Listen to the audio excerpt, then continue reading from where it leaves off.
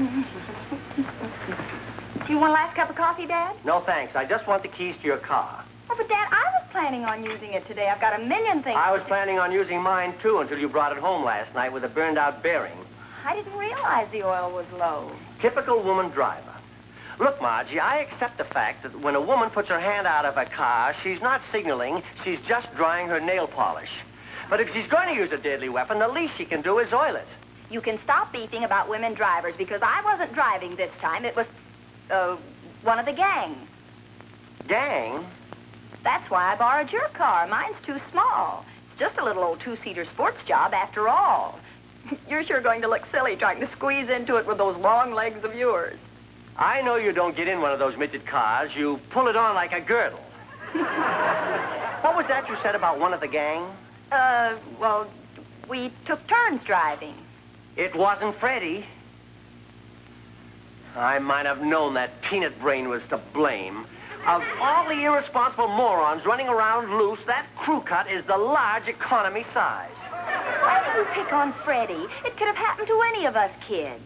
For once, I agree with you. Your whole generation lacks dependability. Now, when I was a kid, things were different. We never pulled the crazy things that you're always getting into. We learned to look responsibility square in the eye. And you know why? You were squares. That's right. I mean, no. That's the trouble with youth nowadays. No respect for age. These gray hairs stand for a lot more than age. They stand for experience. I'll bet the first one stood for some Lulus. Now, look here, young lady. I'll get it. But now you dig up the keys to that mechanized cockroach of yours.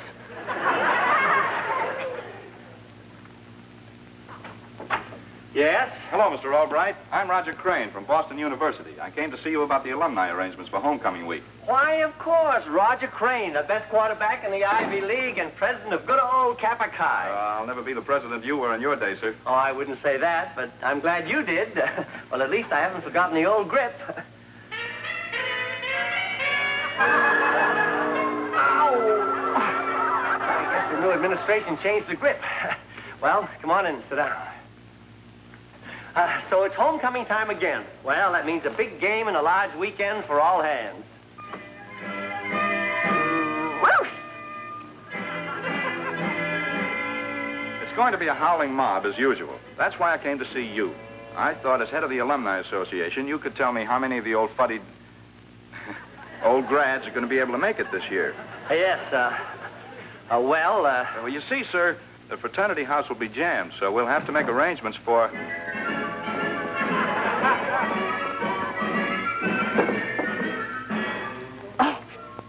Excuse me, Dad. I didn't know you had company.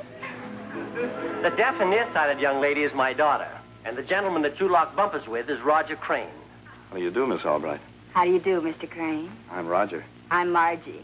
And I'm the one you came to see, remember? Oh, you go right ahead with your man talk. Don't let me interrupt. Oh, thank you, dear. Now, about those arrangements. Oh, yes. Well, with such a crowd, I'd like to make arrangements for 2 big blue eyes and beautiful lips and lovely figures. I'm afraid I made those arrangements before you were born. Sir. What I mean is we'll have to put you old grads up at a hotel. We're turning the fraternity house over to our weekend dates. But how perfectly divine. Do you have a date, Roger? That'll do, Margie. I have a list of alumni at my office, Roger. I'll send it to you. Oh, well, thanks, Mr. Albright. I guess I'd better be running along. I'll let you out. I doubt it.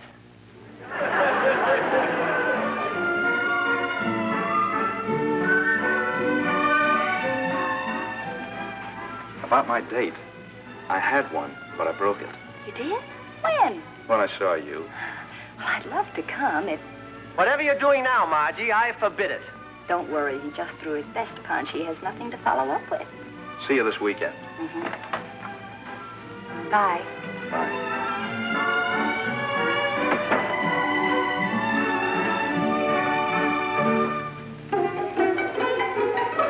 Now, wait a minute. If you think you're going up for homecoming, you better get it out of your devious female mind. Why, Dad, I just wanted to see what you did for kicks when you were a boy, that's all. I am not going up there for kicks. I'm going up on business. Business. Why, the last homecoming you went to, you couldn't go to work for 3 days.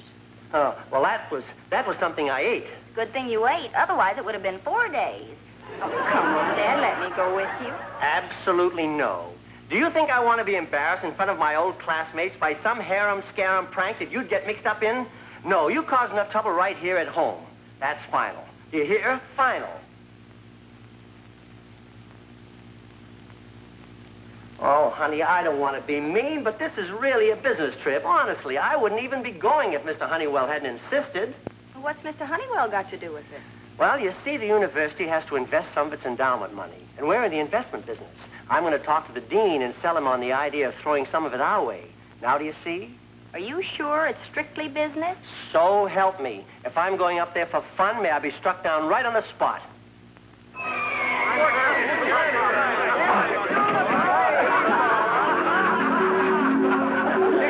Passes away quicker, Scooter. You're offside, Moose, or you never would have laid a hand on me. Who was offside? Hey, fellas, I wasn't offside, was I? Oh, Curly, you snapped the ball. You ought to know if this big lard bucket jumped the gun. Matter of fact, Moose, you always were a little offside. Yeah, but only with the women, right, Scooter? Take the roof off the greenhouse, Mother. The corn's growing tall tonight. I'll tell you what. Let's do the old Moose Hendricks hidden ball play. Remember, Scooter? Hidden ball play? Sure, the one that beat Harvard and made me All-American. We hid the ball while I went down for a pass, remember? Come on, line up, man. All right, signals. 75, 45, 32, 67, shift. 75, 82, height. Okay, Scooter.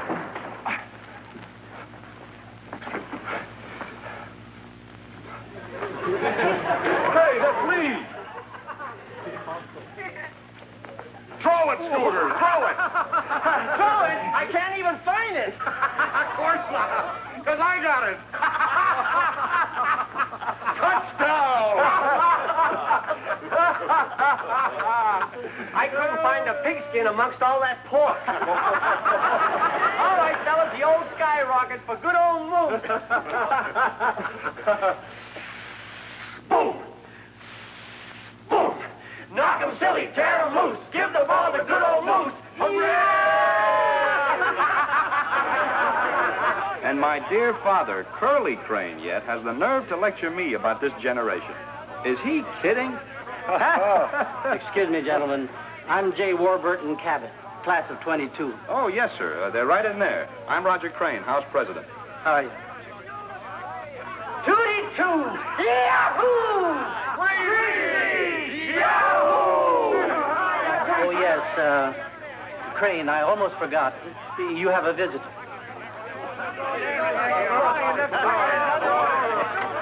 Margie, you made it. Of course I made it. But didn't you get my wire? Well, only after I sent 4 of them begging you. I even told Western Union to have the boy deliver them on his knees.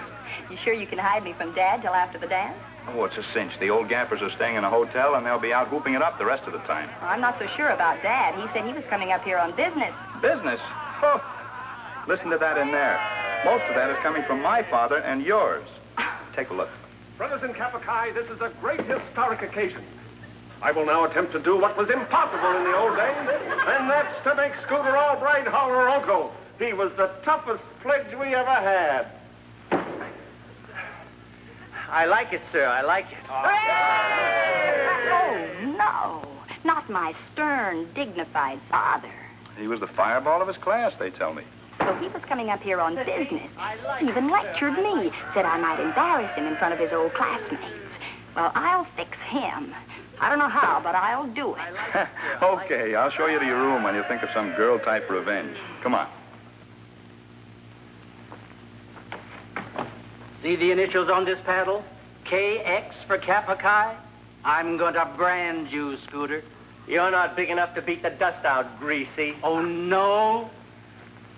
Oh. Good old Scooter, a real Kappa Chi. Hooray! Hi, Sue. Here's your bunkie for the weekend. Margie, this is Sue Anders. You two ought to get along fine. You wear the same shade lipstick. This fraternity has a one-track mind. Hello, Margie. Hi, Sue. Listen, you gals slip into something breathtaking, and we'll be around to pick you up at 8. Dance at the Gamma House. See you later, Margie. Bye. Raj tells me your father's up for homecoming. Won't he sort of cramp your style? Scooter Albright? Why, he's the fireball of his class, haven't you heard? Right now he's downstairs blowing on the embers. Sounds like my dad. Aren't parents dull? Capakai House. Oh, yes, Dean. Yes, sir. Mr. Albright? Yes, he's here. Indeed, he is. Just a moment. 74, 36, 89, 47, Telephone for Mr. Albright.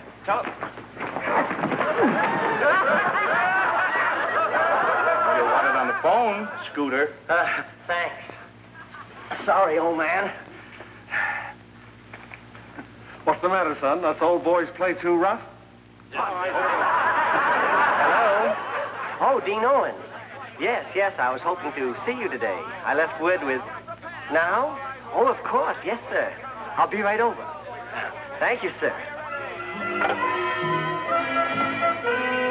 You say no one attended class today? Well, after all, this is homecoming, and I'm afraid biology is much more interesting at the moment. I'll reprimand your students. Goodbye. Oh, undergraduates. Where were we, Albright? We were discussing investments, Dean Owens, and as I was outlining to you, my firm of Honeywell and Todd have a preferred list of... Excuse me. Well, what is it now? Oh, hello, Chief Parks. Yes, I do have one suggestion for the weekend. Take all your police cars off the streets after 9 p.m., then you won't lose a single one this year. Well, there's a man with a soft job. He deals with criminals, while all I have is college students. I agree with you, sir. Today's youth would drive a man crazy. Irresponsible, always getting into trouble. Why, in my day... In your day, as I recall, Albright, you spent more time in this office than you did in your classes.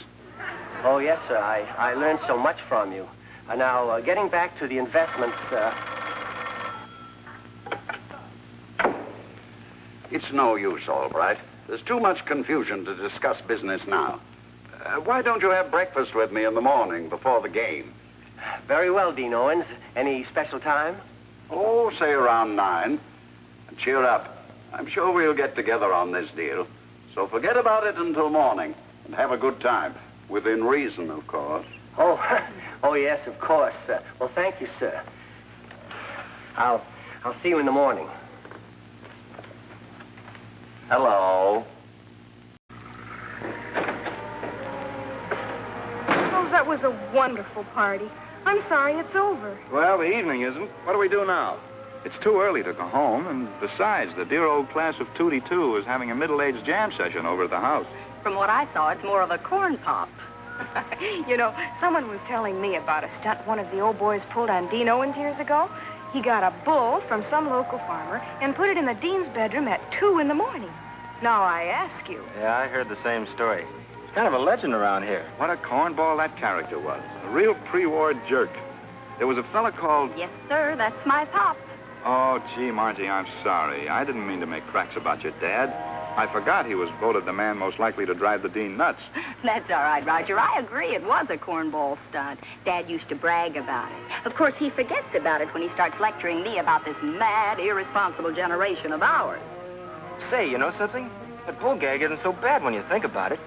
I'd kind of like to see Dean Owens lay the law down to a mad, irresponsible bull. You're kidding. No, I'm not. What say we remake history tonight? Sure, the university has a bull out the experimental form. We could snatch it easy. It'd be more exciting than going into town for chocolate malt. No. I'm in enough trouble with Margie's father as it is. Just bringing her up here. What's my father got to do with it? Plenty. Dean Owens knows Scooter Albright is up for homecoming. I know because he called him at the house. Okay, if another bull gets stashed in the dean's bedroom like it was before, your father gets all the blame. Are you sure? Positive. Well, in that case, what are we waiting for?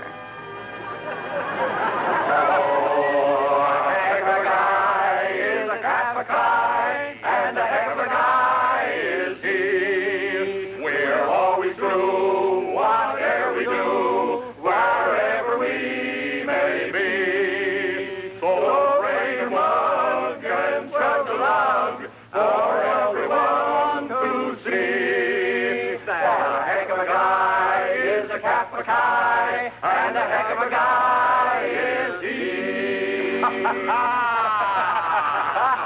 To the man who wrote our fraternity song, Scooter Albright. Hey! Now, how about a chug-a-lug for good old Greasy? Gee, thanks, fellas. To Greasy, the greasy grind. You know, Scooter, I never had this much fun while I was in college. I was too small for football, too slow for track, and too homely for women. Oh, well, how about the debating team? No, I was only the manager. My voice was too weak for varsity. However, I was voted the man most likely to... To what? They didn't say. Scooter's the boy really got something out of college. Football, track and tennis star, senior president, the most popular man in his class. I didn't do anything much, nothing that a fellow with talent and personality couldn't do. You're just being modest, Scooter. That's right. Why, you made history, Scoot. Remember the night you put the bull in Dean Owen's bedroom? That was a doozy. The dean came flying out of the house in his nightshirt and the bull right after him. I didn't even get in on that. I was in the hospital with pink eye. Gosh, I'd give 10 years off of what I laughingly call my life if I could have been there. That was a good one, all right. Gee, was the dean sore at me. Wow. Scooter, why don't you do it again? I'll never forget his face when he found out that I... What? Come on, we can do it together this time. Now, wait a minute, Greasy. We can get us a bull. I'll even buy us one. Scooter Albright does it again. I wonder if the dean still wears that red flannel nightie. Please, Scooter. I may be president of 3 banks and board chairman of 7 corporations. But don't you think I'm entitled to a little fun? But fellas, it wasn't a bull, it was a cow. All right, I'll get us a cow. I'll get us a herd of cows. Well, it wasn't even a cow. It was a calf. That's right. It was a little calf, a newborn calf. Oh, we can't take a calf away from its mother at this time of night. It just isn't decent. Scooter, tonight we live dangerously. If there's a spark of manhood in you, you won't let a miserable veal cutlet stand between you and 2-2. Well? 2-2. Rah, rah, rah. Hooray!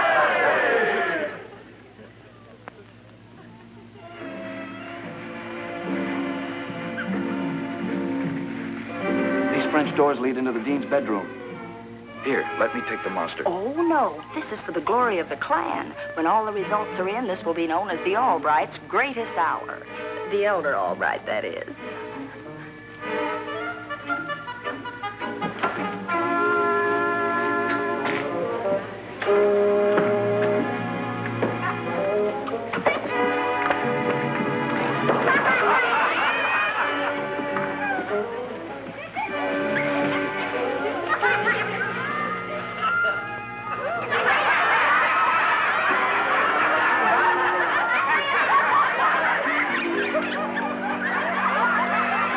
Remember not to eat lobster before going to bed.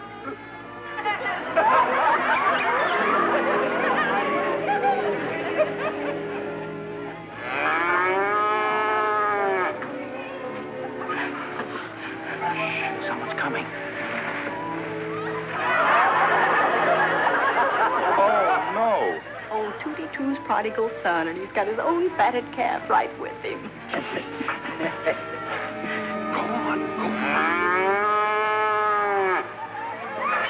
Shut up, you stool pigeon. What do we do?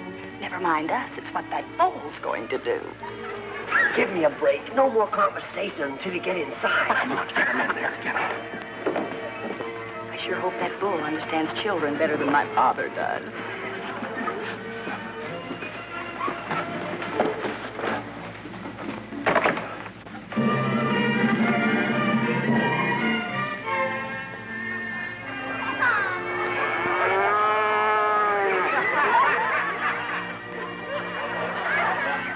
Well, that's more like it. My stomach must be getting better.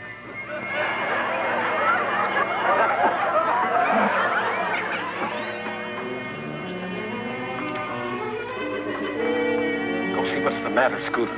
You can throw a rock at the dean and wake him up. Oh, thanks, Greasy. I can use the one in your head.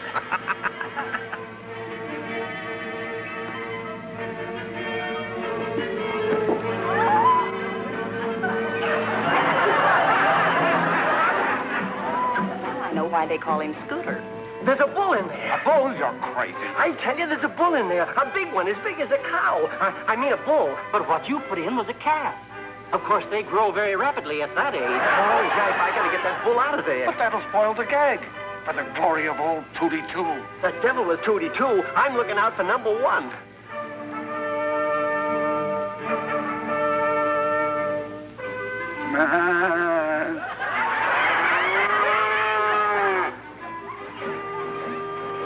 Here, Bossy, here, Bossy, Bullsy. Oh, please, Bullsy. Bullsy, let's go outside. I know a swell little feed store, and we'll pick up ourselves a couple of heifers and have ourselves a time. Here, Bullsy, here, Bullsy, here, Bullsy.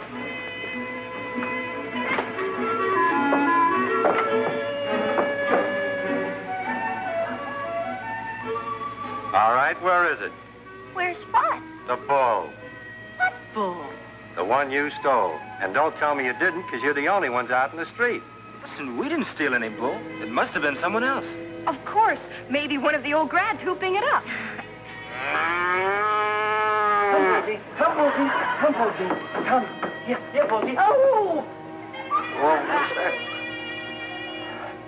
Oh, this is the worst nightmare I've ever had. What the... Albright, what are you doing here? I came for breakfast. In the morning? Are you crazy? No, just early. Where's that bull? Bull? Yes, there was a bull standing right at the foot of my bed. I didn't know you kept bulls, sir. It must be an interesting hobby. Now it all comes back to me. You played this trick before, Albright. Oh, but Dean Owens... I'll teach you not to work your second childhood off on me. Where's that bull? But I didn't bring any bull in here, honest. Then what's that? Oh, it looks a lot like a bull. Get that bull out of here. But I don't know how. Hey, what are you doing over there? Come on in here. The last time, you dribbling idiot, get that bull out of here. All right, it may cost me my life, but there's only one way. Come on, Bullsy. Come on, Bullsy. Come on.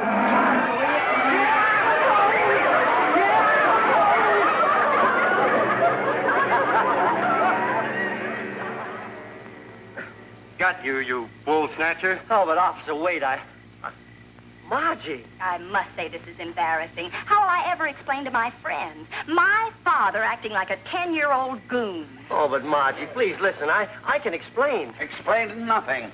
Throw that man in the jug, officer. I'll prefer charges. Okay, but what about the bull? You'll get all you can handle from my father. Bye, Dad. I'll come to see you on Visitor's Day.